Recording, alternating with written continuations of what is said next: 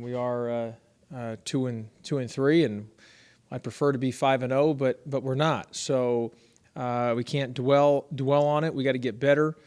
We got to keep moving forward. Correct some things that we need to correct, and it's going to happen. When it will happen, I don't know, but I believe it will happen. So we just got to stay positive. Also play better. Got to take care of the ball. We can't go in there scoring droughts.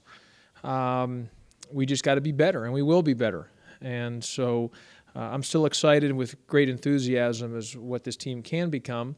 And it's not to, sugarcoat anything or to hide from the fact that we haven't played well, besides a couple halves of basketball, really. So we've got to be better, and we will be better. But I'm excited about where we can become and what we can do, and excited to get back on the floor tomorrow night and see what we can do from there. Cron Iverson is health-wise clear to play. He's practiced the last 2 days. We'll practice today and should be good to go to get minutes tomorrow. He's been good in practice. He's been good, Jason. You guys know in Canada he was active.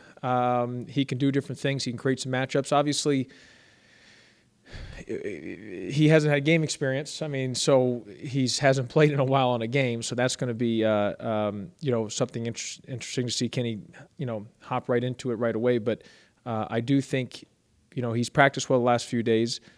And as I've told him, rebounding is the most important thing. I think that's an area due to his size he can really help us on and really be a great rebounder for us. And he's got to be a great rebounder for us. I think the efficiency that we're looking at for him is what he does on the glass.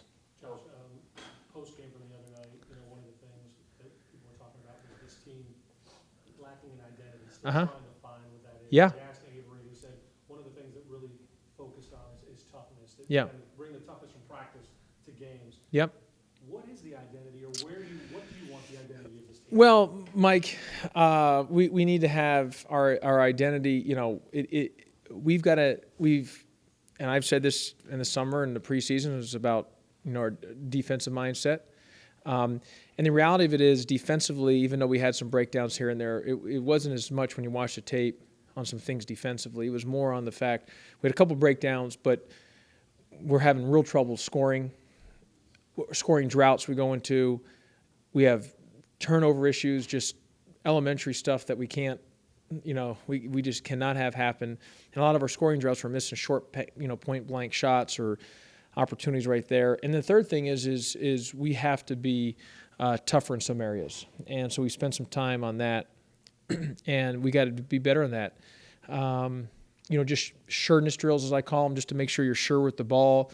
But our turnover situation has to vastly improve, which will allow us to get more shots at the rim, which hopefully then we can score more. We got to score the ball.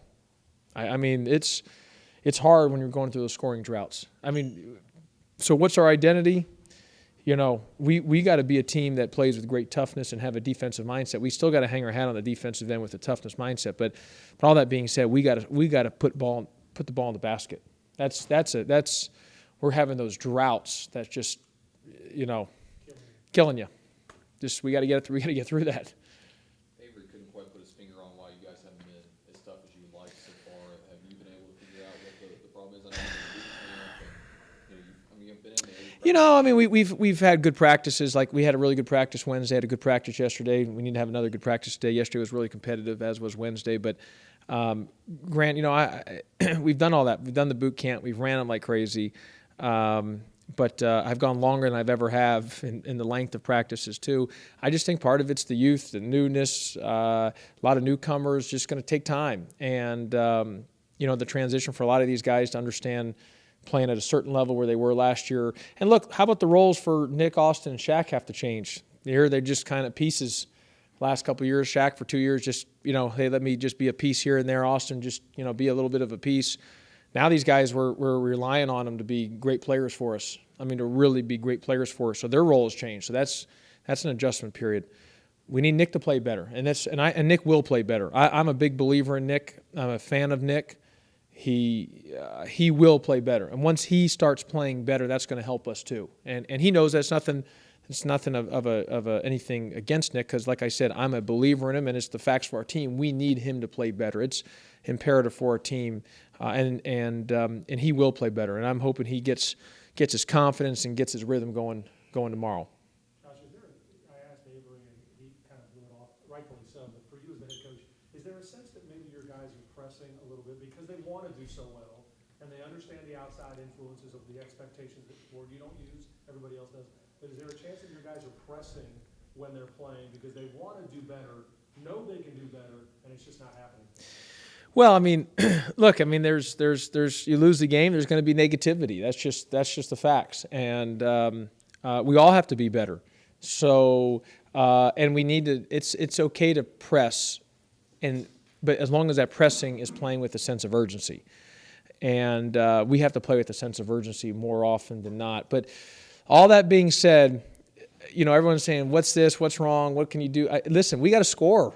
I mean, we can sit here and have every idea, and everyone has all these different things. I'm with you. I'm all for it. I mean, I'm a solution guy, not a complaint guy, or I want solutions. But let me just tell you, we've got to score the ball. I mean, and we can't miss short shots. We can't miss layups. We can't when we have wide open shots in key times. We got to make the shot. We got to make free throws. We got to score. We got to score. If we don't score, it makes it awfully tough. And the biggest issue through our 5 games, we have gone in a major scoring drought, just where you can't snap out of it, and the shots we're getting in some of those scoring droughts are right at the rim. We got to make them. Got to make them. Is that part of the toughness factor too? Part of the tough, yeah, You just want to shove them down someone's throat. yeah. Can you come and tell them that? I mean, it would actually probably do better that you say it than I would, but. I absolutely. I mean, we got to violently attack the rim, and those are toughness plays that we're talking about. I mean, we have to be tough enough to make big plays, big shots. I mean, look. I mean, many times there's going to be some. You just need a guy to step up and make a big play for you when you need a shot, just to, stop the momentum, stop the run. And to answer your question, Jason, on Bradley. Bradley's is a good basketball team. They're young, but they've got some good pieces. They're playing well right now. They run a lot of good stuff. Coach Ford does a really good job with the group, and I've got nothing but great respect for Coach Ford and the Bradley program. Obviously, there's been a serious history of Bradley Memphis from back in the day. But obviously for right now, more so than Bradley, Memphis, we got to get right. And when I say get right, we got to be able to put the ball in the basket. We whether we're playing Bradley, playing Connecticut, playing Central Florida, it doesn't matter. We have to score the ball. We can't be going through our scoring droughts. Do you think, how much have you missed having Aki's voice on the sideline during games? Usually he's just as vocal as you are, or have you missed? Well, no. I mean, Aki's obviously a great coach. I mean, he's a future head coach, would be, in the spring or next year or the year after. I mean, within the next year or two, he's going to be a head coach.